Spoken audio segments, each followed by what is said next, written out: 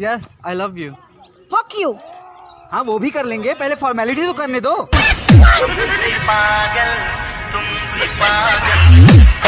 यार एक बात बता, सुबह तू कब तक नहीं उठता?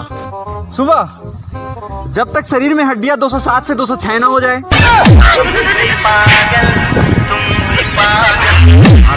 चाहत, हाँ? तुम मुझे दिन में कितने बार याद करते हो? यही कोई 3 से 4 बार। बस इतना ही? क्या करूं यार, सिर्फ इतनी ही कैपेसिटी है।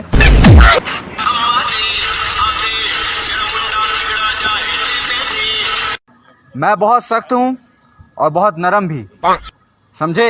Yes sir. क्या समझे? लंडे टाइप के हैं आप। बदतमीज। विशाल, मुझे तुमसे ब्रेकअप चाहिए बस। लेकिन क्यों? क्योंकि बस तुम्हारा नाम ही विशाल है।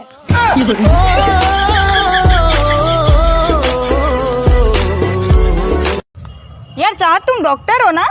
हाँ तो यार मेरे बॉयफ्रेंड के ना वहाँ पे मधुमक्खी ने काट लिया है।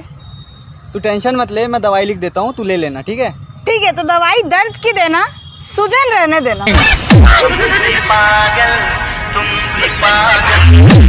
तुम मेरे लिए क्या कर सकते हो? मैं तुम्हारे लिए कुछ भी कर सकता हूँ। अच्छा, तो ब्रिटेन से मेरे लिए कोहिनूर लाओगे क्या? जो चीज यहाँ पे